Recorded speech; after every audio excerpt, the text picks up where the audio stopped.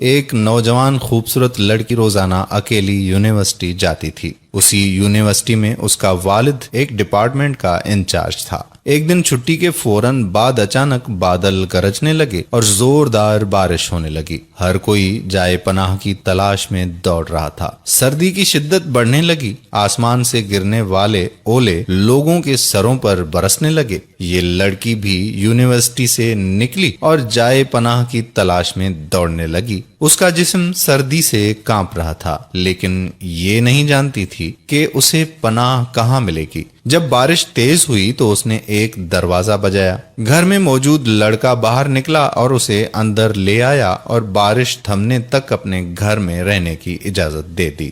دونوں کا آپس میں تعارف ہوا تو معلوم ہوا کہ لڑکا بھی اسی یونیورسٹی میں پڑھتا ہے جہاں وہ خود زیر تعلیم ہے اور اس شہر میں اکیلا رہتا ہے۔ ایک کمرہ، برآمدہ اور باتھ روم اس کا کل گھر تھا۔ نوجوان نے اسے کمرے میں آرام کرنے کو کہا اور اس کے پاس ہیٹر رکھ دیا اور کہا کہ کمرہ جب گرم ہو جائے گا تو وہ ہیٹر نکال لے گا۔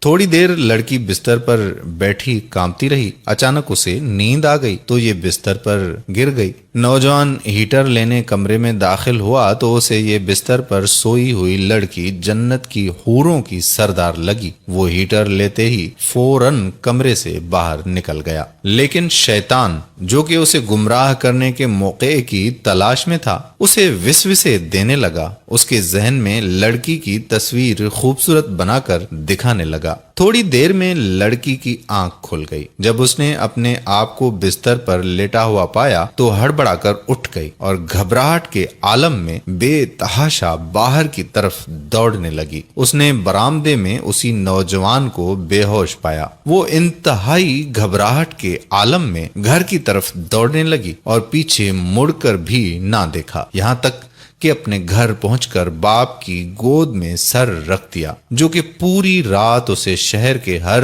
کونے میں تلاش کر رہا تھا۔ اس نے باپ کو تمام واقعات منو ان سنا دیے اور اسے قسم کھا کر کہا کہ میں نہیں جانتی کہ جس عرصے میں میری آنکھ لگی کیا ہوا میرے ساتھ اور کیا کیا گیا، کچھ نہیں پتا۔ اس کا باپ انتہائی غصے کے عالم میں اٹھا اور یونیورسٹی پہنچ گیا اور اس دن غیر حاضر ہونے والے طلباء کے بارے میں پوچھا تو پتا لگا کہ ایک لڑکا شہر سے باہر گیا ہے اور ایک بیمار ہے، ہسپتال میں داخل ہے۔ باپ ہسپتال پہنچ گیا تاکہ اس نوجوان کو تلاش کرے اور اس سے اپنی بیٹی کا انتقام لے۔ ہسپتال میں اس کی تلاش کے بعد جب اس کے کمرے میں پہنچا تو اسے اس حالت میں پایا کہ اس کی دونوں ہاتھوں کی انگلیاں پٹیوں سے بندھی ہوئی تھیں۔ اس نے ڈاکٹر سے اس مریض کے بارے میں پوچھا تو ڈاکٹر نے بتایا کہ جب یہ ہمارے پاس لایا گیا تو اس کے دونوں ہاتھ جلے ہوئے تھے۔ باپ نے نوجوان سے کہا کہ تمہیں اللہ کی قسم مجھے بتاؤ کہ تمہیں کیا ہوا ہے۔ باپ نے اپنا تعارف نہیں کروایا۔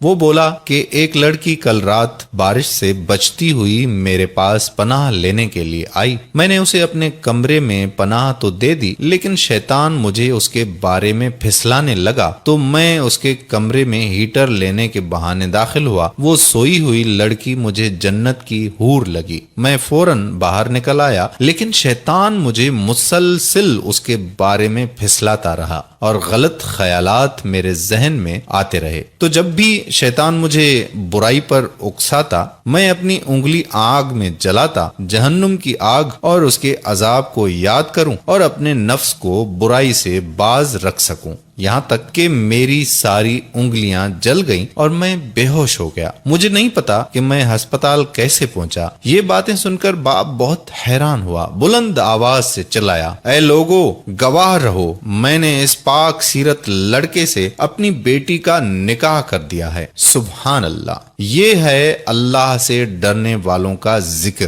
اگر اللہ کا خوف نہ ہوتا تو اس لڑکی کی عزت محفوظ نہ رہ سکتی۔ جو بھی لڑکا یا لڑکی ناجائز تعلقات قائم کرتے ہیں یا غیر شرعی دوستیاں یا محبتیں کرتے ہیں تو وہ اپنے اس برے فعل کو چھپانے کی حتی الامکان کوشش کرتے ہیں۔